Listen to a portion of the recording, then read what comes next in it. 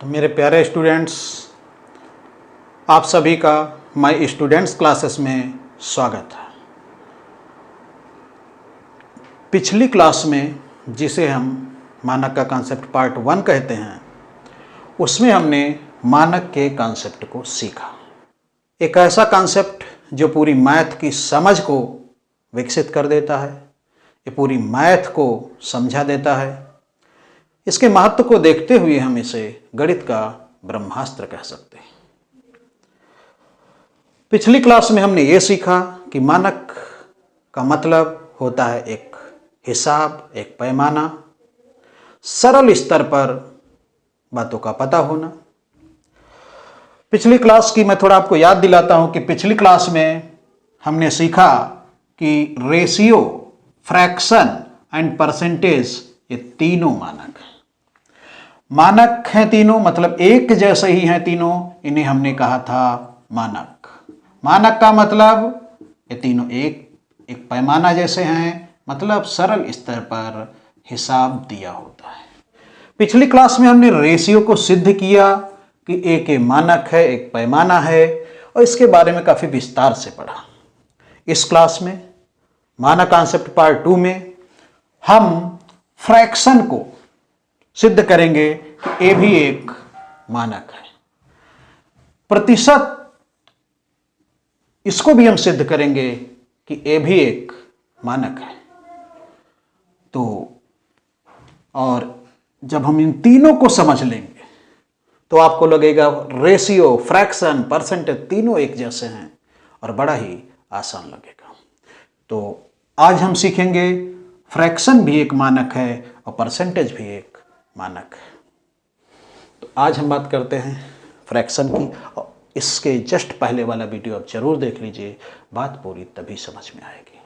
उसको पहले देख लीजिए, बाद में देखें अगर उसको ना देखें तो अगर बात करें परसेंटेज की, फ्रैक्शन की, तो अब इसमें हम सिद्ध करेंगे फ्रैक्शन भी एक पैमाना है, ये भी एक मानक है, और ये भी रेशियो जैसा ये भी सूचना देता है साधारण स्तर पर।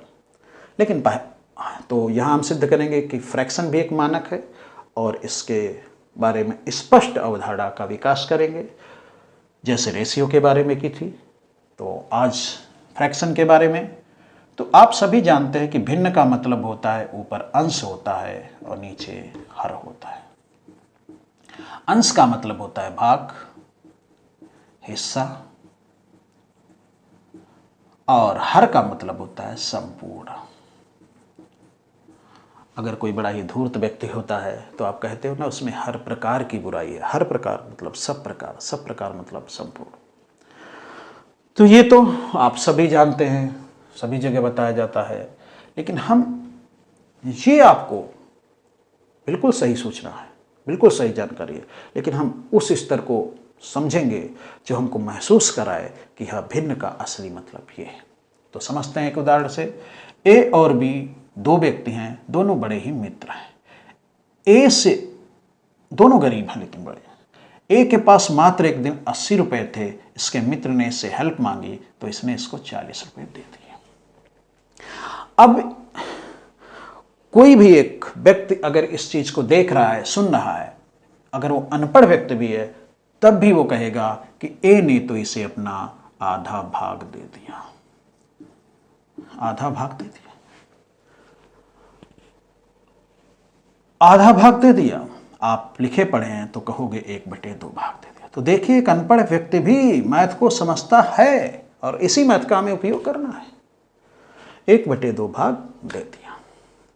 तो हम सोचें कि 1/2 आया कहां से। जब हम 80 को रखेंगे नीचे और 40 को रखेंगे ऊपर, ये ए का धन है, ये बी का धन है, तो ये आ जाएगा 1/2। तो 1/2। लेकिन आप एक और उदाहरण से समझे। यदि ए का धन 800 होता, बी का धन 400 होता, तब भी तो 1/2 ही आता। यदि ए का धन 16 रुपये होता, बी का धन 8 रुपये होता, तब भी तो 1/2 आता। तो आप समझ सकते हैं कि 1/2 तो बहुत स्थितियों के लिए। हाँ, ये भी है कि बी का, अगर ए का धन 2 रुपये होता, बी को 1 रुपये देता, तब भी तो 1/2 आता। तो 1/2 जैसे आपने अनुपात में सीखा कि एक अनुपात बहुत सी स्थितियों के लिए, जैसे 2:1 बहुत सी स्थितियों के लिए था, वैसे यहाँ ये भिन्न जो है ये तो बहुत सी स्थितियों के लिए है। लेकिन अंतर है इसमें और इसमें कुछ अंतर है। बताइए क्या अंतर है? इसमें समय सरल करना पड़ा है। इसमें 8 से काटा गया, इसमें 100 से काटा गया, इसमें 400 से काटा गया, इसमें 40 से काटा गया।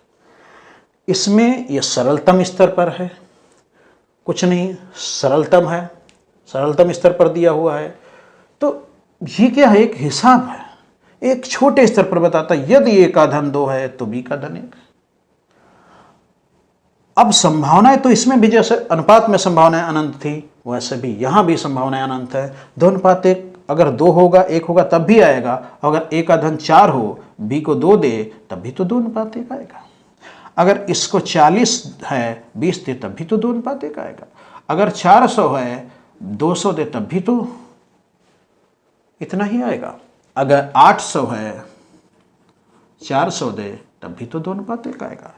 तो ये जो 2:1 है, संभावनाएं आप देख रहे हैं कि ये 2:1 के लिए स्थितियां तो अनंत बनती हैं, जैसे अनुपात में। तो आज से आपको समझना है कि जो भिन्न दिया होता है वो एक सरलतम स्तर पर हिसाब दिया होता है, और संभावनाएं तो अनंत होती हैं। वो किसी, अब 1/2 कितने को काट के लिखा गया है, ये बात मेन है। हो सकता है यहाँ 2 ही हो, 1 ही हो, तो इतना ही है। हो सकता है यहाँ 20 और 40 रहा हो, तब भी 1:2 आएगा, 1/2 आएगा। हो सकता है 200 और 400 रहा हो, तब भी 1/2 आएगा। तो अनंत संभावनाएं हैं। एक किसको सरल करके लाया गया है, ये आपको समझना होगा। इसके लिए लिंक दिया होगा। खैर, हम आगे क्वेश्चन में भी सबको समझ जाएंगे, और सिर्फ ओनली 5 मिनट में आपको लगेगा कि रेशियो और भिन्न एक ही जैसे हैं। एक चीज यहां मैं और समझाना चाहूंगा कि भिन्न में आपको यह देखना होता है कि आधा भाग किसके धन के सापेक्ष है। आधा भाग किसका? एक अनपढ़ व्यक्ति भी बताएगा, ए के धन का आधा भाग। किसका आधा भाग? ए के धन का आधा भाग। गणित की भाषा में इसे सापेक्ष कहेंगे, और कहेंगे 1/2 किसके सापेक्ष? तो आएगा ए के धन के सापेक्ष या 80 के सापेक्ष। और आप इसको समझ लीजिए कि भिन्न जिसके सापेक्ष होती है, उसमें जो हर में होता है वो जिसके सापेक्ष होती है वो होता है। जैसे यहाँ 80 नीचे था, 40 ऊपर। खैर, इसको एक क्वेश्चन के माध्यम से भी आपको समझा देंगे। तो अभी आपने देखा कि भिन्न भी एक मानक है, एक सरलतम स्थिति में हिसाब दिया होता है, संभावनाएं उसमें भी अनंत होती है। तो एक क्वेश्चन लिखते हैं, ए ने अपने धन का 2/5 भाग बी को दे दिया। यदि ए का धन 40 रुपये, ए का प्रारंभिक धन कह सकते हो, 40 रुपये हो, तो बी को मिला धन बताओ। बी को मिला धन बताओ। मैंने आपको बताया था कि जहां भी मानक दिख जाए, पैमाना दिख जाए, सबसे ज़्यादा महत्व उसी को देना। रेशियो, भिन्न, प्रतिशत। तो यहाँ भिन्न दिख रहा है तो सबसे ज़्यादा महत्व इसी को दीजिए। पूरी सूचना यही है, यहाँ एक हिसाब दिया है। नंबर 2, अगर कहीं भी भिन्न दिख जाए तो उसको महत्व दीजिए, और फिर अगर कहीं भी भिन्न दिख जाए तो सबसे पहले ये कहिए कि ये भिन्न सापेक्ष किसके। ए ने अपने धन का 2/5 भाग बी को दे दिया। 2/5 भाग किसका? ए के धन का। तो ये भिन्न जो 2/5 भाग है, सापेक्ष है ए के धन के। तो ये भिन्न सापेक्ष है ए के धन के। ए का पूरा धन था कुछ, उसमें से निकाला, बी को दे दिया। तो 2/5 किसके सापेक्ष? ए के धन के। मैंने समझाया है कि जिसके सापेक्ष भिन्न होती उसका हर वही होता है। अर्थात यहां अगर समझा जाए ये 2/5 भाग सापेक्ष है ए के धन के, तो यहां ए का धन है 5 और बी को दिया गया धन है 2। अनुपात में बड़ा स्पष्ट दिया होता था, जैसे A अनुपात B ऐसे दिया होता था, और इसमें आपको ये थोड़ा सा समझना है और कोई अंतर नहीं है, यही आप समझ लीजिए भिन्न किसके सापेक्ष है। तो A का धन यदि 5 है तो B का धन 2 है, ये तो एक हिसाब है। स्थितियां तो अनंत है, क्योंकि ये 2/5 तो सरलतम रूप में लिखा गया है। ये 20 भी हो सकता है, 50 भी हो सकता है, ये 4 और 10 भी हो सकता है, ये 200 500 भी हो सकता है। तो अनंत स्थितियां बनती हैं, तो ये तो एक हिसाब है। तो आज के बाद जब भी भिन्न दिया हो उसको भी आप कहेंगे एक हिसाब है। सापेक्ष से उनको समझ लेंगे किसका मान कौन है, फिर कहेंगे आप ये तो एक हिसाब है। फिर सब बातें जैसे मानक में चलती थी वैसे ही यहाँ चलेंगी। फिर एक लिंक दिया होगा, यदि A का प्रारंभिक धन 40 है तो यहाँ जो 5 है वास्तव में 40 है, तो वैसे ही कितने गुने का मामला है, 8 गुने का मामला है, तो 5 40, तो यहाँ 2 16, तो B का धन, B को कितना मिला, 16 रुपये मिला। आप इसको यूनिट वाले से भी कर सकते हो, सब चीज़ें वैसे जैसे अनुपात में चलती थी वैसे यहाँ कि 5 का मतलब 40 है, तो 1 का मतलब 8 है, तो 2 का मतलब 16 है।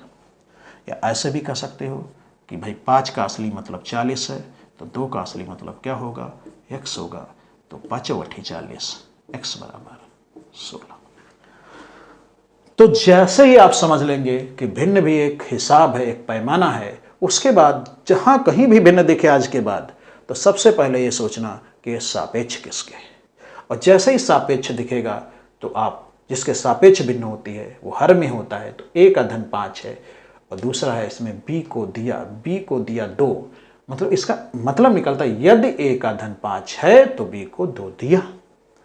एक स्थिति को बताता है। और आप जैसे ये स्पष्ट कर लेंगे तो जैसे ही अनुपात में एक हिसाब दिया होता है वैसे ही यहाँ भी दिया है, फिर सब बातें वैसे ही चलेंगी। तो अगले क्वेश्चन को समझते हैं। इसमें कुछ नहीं है, बस जैसे ही आप स्पष्ट कर लेंगे कि A का धन कितना है, B को कितना दिया गया, आपको अनुपात जैसा दिखने लगेगा, फिर सब वैसे ही करना है। आप उस वीडियो को जरूर देख लें। दूसरा क्वेश्चन है, A ने अपने धन का 3/11 भाग P को दे दिया। यदि A का शेष बचा धन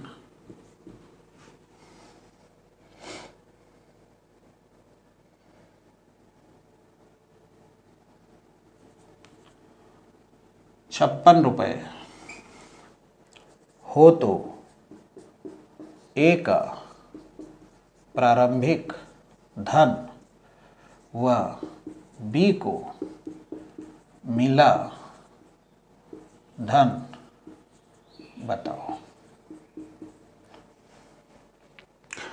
यहाँ आपको भिन्न दिया है तो सबसे ज़्यादा हम ध्यान भिन्न पर देंगे। एक हिसाब है, एक मानक है।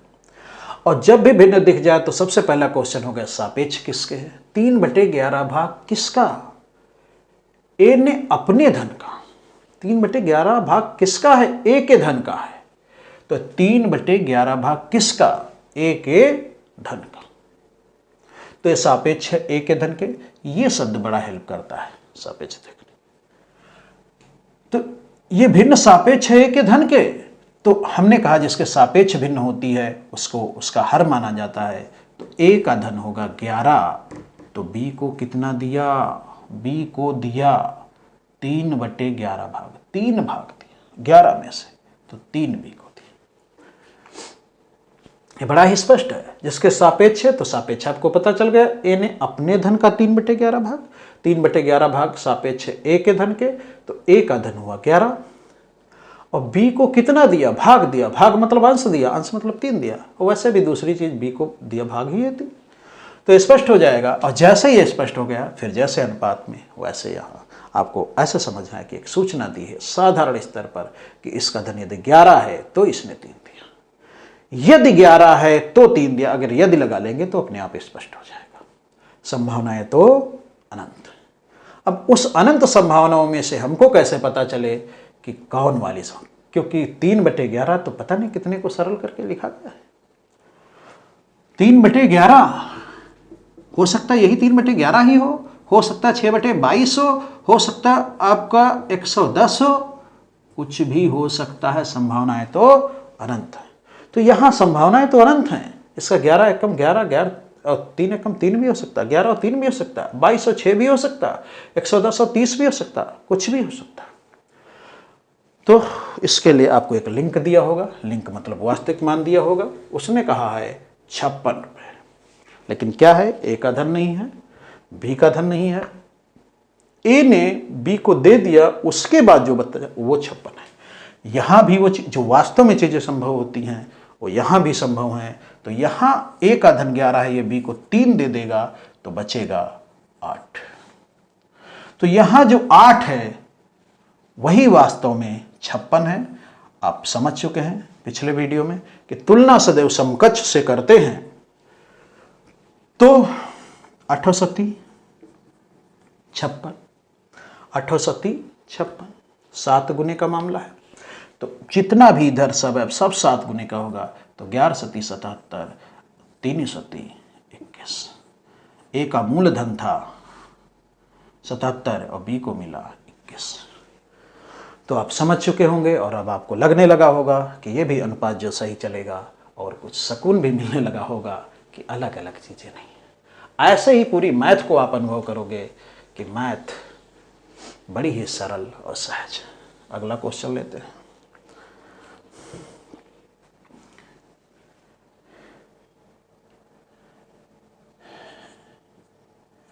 ए का धन बी के धन से 3/8 भाग अधिक है। यदि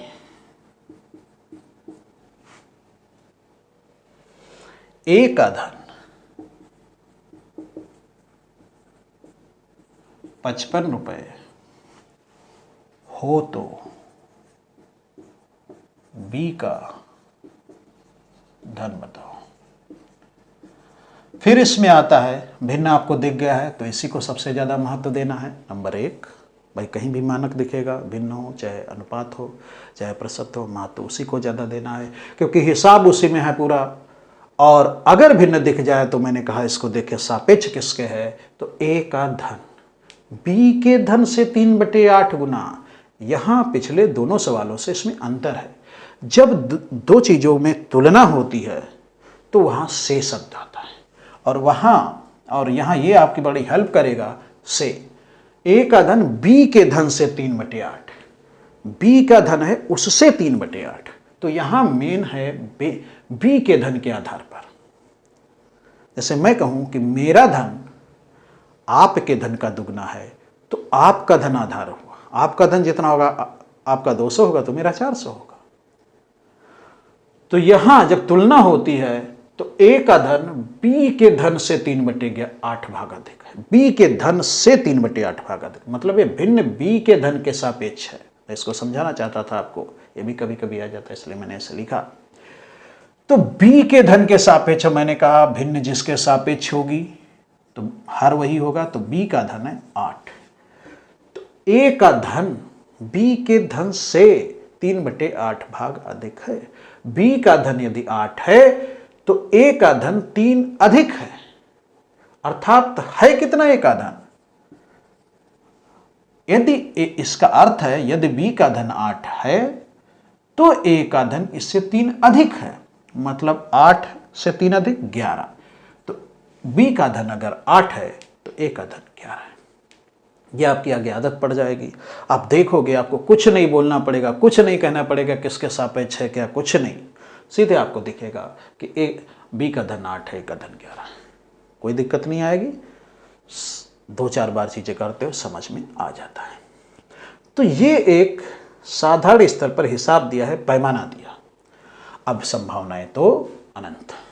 अब कोई ना कोई वास्तव में दिया होगा मान, तो ए का धन 55 रुपये, यहाँ ए का मान दिया है 55 रुपये वास्तव में, तो यहाँ ए का धन तो 11 है, तो इसका मान दिया है। तुलना सदैव समकक्ष से करते हैं, तो एक ए से तुलना करेंगे तो 11 पछे 55, मामला 5 गुने का है, तो 8 पंचे 40 हो गया, बी का धन 40।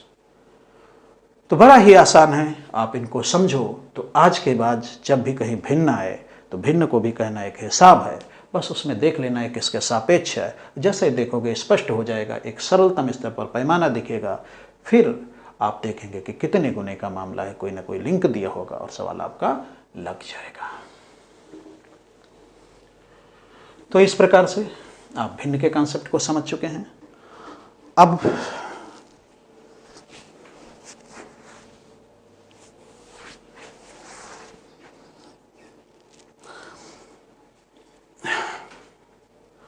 अब इसमें और क्वेश्चन समझाए जा सकते हैं, तो समझ लीजिए। एक क्वेश्चन और समझ लीजिए। ए का धन बी के धन से 2/9 कम है यदि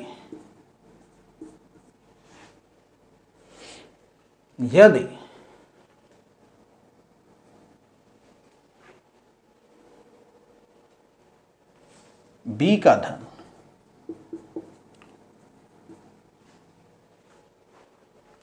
270 रुपये हो तो ए का धन बताओ। ए का धन बताओ, समझते हैं। सबसे पहले क्वेश्चन में भिन्न दिया है तो इसी को महत्व सबसे ज़्यादा देना है। दूसरा काम होगा किसके सापेक्ष है, तो जब कंपैरिजन होता है तो से होता है। तो ए का धन बी के धन से 2/9 कम है। 2/9 किससे? 2/9 किससे कम है? बी के धन से। तो 2/9 किसका? बी के धन से। तो ये भिन्न सापेक्ष है बी के, अर्थात बी का धन अगर है 9 तो ए का 2 कम है।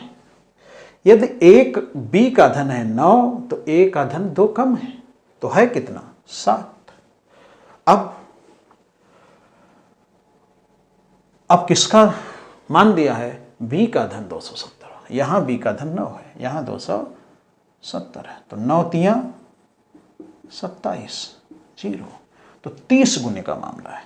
तो 7 तियां 21, ऐसे हो गए। आप इसको ऐसे भी कर सकते हैं, 9 का मतलब है 270, तो 7 का मतलब क्या होगा? ऐसे करेंगे 9 तियां 27, 7 तियां 21, बड़ी आसानी से। तो ये सब बड़ी आसान चीज़ें हैं। मैं अभी जटिल सवालों की तरफ नहीं जा रहा हूँ। अभी मेरा उद्देश्य है सिर्फ आपको बातों को समझाने का, और कोई वो नहीं है। तो इन चीज़ों को आप समझिए, आप इसके सिस्टम को समझिए, पूरी मैथ को देखने का प्रयास कर रहे हो। यहाँ अगर देखा जाए तो बी का 9 है तो 2 कम है, तो 7 हुआ। अब 9 का मतलब 9 तियां 27, ऐसे लग जाएगा। तो चलिए आगे बढ़ते हैं।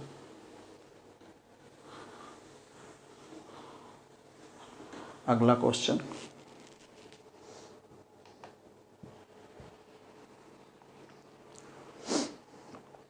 तो आप समझ चुके होंगे भिन्न को। अब हम बात कर लें प्रतिशत की। प्रतिशत की इसमें उतनी ही बात करेंगे, क्योंकि अगला चैप्टर प्रतिशत ही शुरू करेंगे, तो इसमें उतनी ही बात करेंगे कि आपको ये हम सिद्ध कर देंगे कि प्रतिशत का भी मतलब एक पैमाना है, ये भी एक मानक है, ये भी एक हिसाब है। बाकी हम विधिवत आगे पढ़ाएंगे। तो आप सब इस बात को समझते होंगे कि भिन्न और प्रतिशत में कोई अंतर नहीं है। जैसे मान लीजिए आपके पास 20 रुपये, अपने मित्र को 7 रुपये दे दिए, तो आप कहोगे 7/20 भाग दिया। अगर आपके पास 40 रुपये, अपने मित्र को 17 दे दिए, तो कहोगे 17/40 दिया। अगर आपके पास 100 रुपये है, अपने मित्र को 21 रुपये दिए, तो आप कहोगे 21/100 दे दिया। अब अगर आपके पास 150 हैं, आप अपने मित्र को 37 रुपये दो, तो आप कहोगे 37/150 दे दिया। तो ये सब भिन्न है। भिन्न लेकिन अगर हम 100 के सापेक्ष बात करें तो इसके लिए एक अलग अवधारणा का विकास किया गया और इसे प्रतिशत कह रहे हैं, 21% दे दिया। तो भिन्न में है तो हम किसी के सापेक्ष कह सकते हैं, लेकिन प्रतिशत में हम बात करते हैं 100 के सापेक्ष, 100 के संदर्भ में। तो प्रतिशत भिन्न की एक स्थिति है, उसमें तो अनंत स्थितियां हैं, उनमें से एक स्थिति है जब हम 100 के संदर्भ में बात करते हैं तो उसे प्रतिशत कहते हैं। तो ये स्पष्ट है। मैं इसमें प्रतिशत के बारे में बहुत कम बता रहा हूँ, सिर्फ ये बताने का प्रयास करूँगा कि प्रतिशत भी एक मानक है। आप जानते हैं, अगर लिखा है 1/4, इसको प्रतिशत में बदलना होता है तो 1/4 आप इसमें प्रतिशत में बदलने का मतलब प्रतिशत का निशान लगाएंगे। तो ये प्रतिशत का निशान लगाए, इसका मतलब होता है नीचे 100 लिख दिया आपने, तो ऊपर भी 100 लिखेंगे, तो इसको कहते हैं 25%। इसी प्रकार से अगर 1/5 की बात करें तो 1/5 में हम 100 से गुणा करके प्रतिशत का निशान लगा देते हैं, इसे कहते हैं 20%। ये आप सब ABCD है गणित की, इसको हम आगे विधिवत इस पर बात करेंगे। तो आप भिन्न में जिसे 1/4 कहते हैं उसे प्रतिशत में 25% कहते हैं, भिन्न में जिसे 1/5 कहते हैं उसे प्रतिशत में 20% कहते हैं। तो इस प्रकार से प्रतिशत और भिन्न बस केवल बदले हुए रूप हैं। तो हम इसमें आगे समझेंगे कि प्रतिशत भी एक मानक है। देखिए कैसे, अब इसको हम सीधे क्वेश्चन के माध्यम से समझ रहे हैं। देखिए,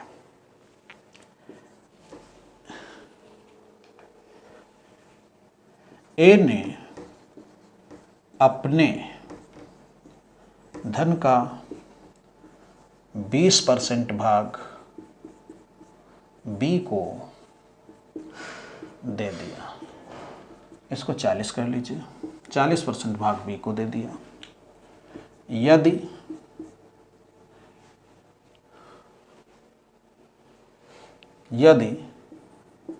ए का धन 800 रुपये हो तो बी को मिला धन बताओ। तो यहां भी जैसे रेशियो हिसाब है, भिन्न हिसाब है, प्रतिशत भी हिसाब है। यहां ये बताया गया, ये भी भिन्न जैसा ही है। इसका भिन्न में माना है कि 2/5। जैसे भिन्न सदैव किसी के सापेक्ष होती है, वैसे प्रतिशत भी किसी का सापेक्ष होता है। ए ने अपने धन का 40% भाग बी को दे दिया। 40% को आप 40/100 भी लिख सकते हैं, ये भिन्न ऐसे दिखेगा। इसको आप 2/5 भी लिख सकते हैं। तो जैसे भिन्न सदैव किसी के सापेक्ष होता है, वैसे प्रतिशत भी किसी के सापेक्ष होता है। ए ने अपने धन का 40% किसका? ए के धन का। तो ये भिन्न सापेक्ष है ए के धन के, अर्थात अगर इसको साधारण स्तर पर भी समझें, ए ने अपने धन का 40%, इसका अर्थ है 100 पर 40। मतलब यदि ए का धन 100 होता तो बी को दे देता 40। ऐसा बड़ी आसान बात है, इसलिए मैं इस पर जोर नहीं दे रहा हूं। 40% बी को दे दिया। आप सभी समझते हैं 100 पर 40 दे दिया। अगर भिन्न के माध्यम से समझें तो यहाँ आप लिख दीजिए 40/100, तो आपको ये भिन्न ए के सापेक्ष है, तो ए का धन 100, बी को दिया 40। इसकी जरूरत नहीं है। हम प्रतिशत की भाषा से समझेंगे। 40% दे दिया मतलब प्रत्येक 100 पर 40 दे दिया, मतलब ए के पास 100 था तो 40 दे दिया। ये क्या है? ए भी एक हिसाब है, एक मानक है, क्योंकि आप इसको 400, 1000 भी कर सकते, कुछ भी कर सकते। ये भी एक हिसाब है, 100 पर हिसाब बता रहा है।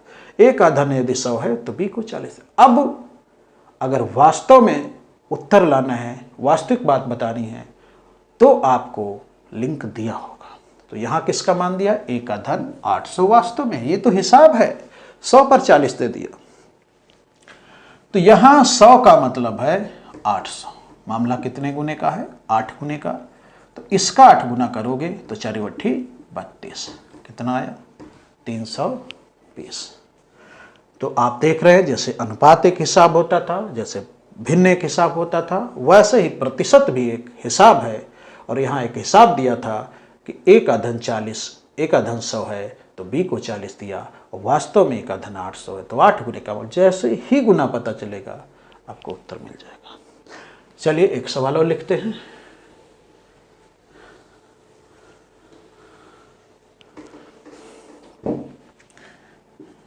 ए ने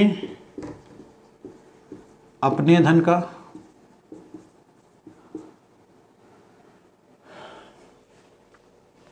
60% भाग बी को दे दिया यदि ए का शेष बचा धन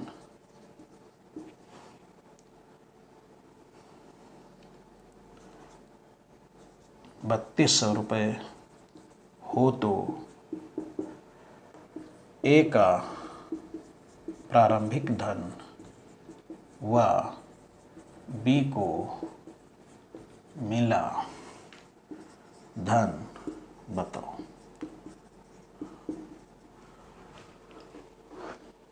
हम ये जानते हैं कि जैसे भिन्न सदैव किसी का सापेक्ष होता है वैसे प्रतिशत भी सापेक्ष होता है, लेकिन हम यहाँ प्रतिशत के भाषा का यूज करें तो ज़्यादा बेहतर है। ए ने अपने धन का 60% भाग बी को दे दिया। 60% भाग बी को दे दिया मतलब है ये 60% किसका ए का, मतलब ए का धन अगर 100 है तो बी को दे दिया 60। तो बड़ा ही आसान है। ए का धन अगर है 100 तो बी को दे दिया 60, तो बी को दे दिया 60।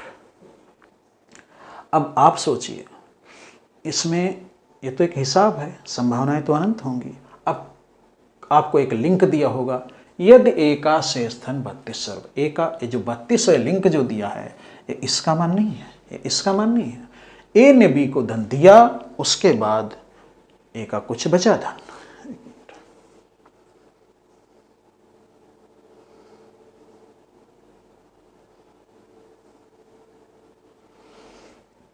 ए का धन बचा कुछ,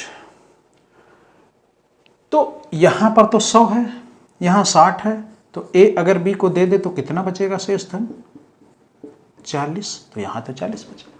हम जानते हैं तुलना समकक्ष से करते हैं, तो इस प्रकार से इस छोटे स्तर पर तो 40 बचा, वास्तव में 3200 बचा।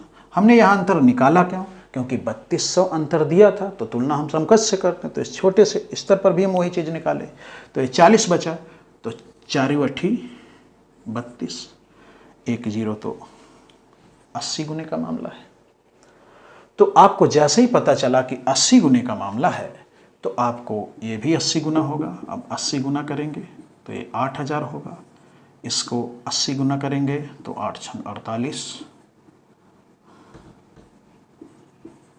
होगा। अब अगर आप देखें अंतर वहाँ, हाँ, ए का प्रारंभिक धन 800 था, 8000 था, प्रारंभिक धन 8000 था, बी को दे दिया 4800, देखिए 3200 ही बच रहा है। तो आपको इस प्रकार से बातों को समझना है। मैं समझता हूँ कि इन 2 वीडियो में, बल्कि इंट्रोडक्शन के 3 वीडियो हो गए हैं, नहीं हाँ इंट्रोडक्शन के 3 वीडियो हो गए हैं। इन तीनों को अगर आप एक साथ समझेंगे तो मैथ की एक समझ विकसित होने लगेगी। आपने देखा पिछले वीडियो और इस वीडियो को मिला के देखे, इस वीडियो को देखने के पहले ज़रूर पिछला वीडियो देखें, और जब ऐसे आप देखेंगे तो आपको लगा कि रेशियो, भिन्न, प्रतिशत तीनों एक मानक हैं, एक पैमाना है, एक हिसाब है।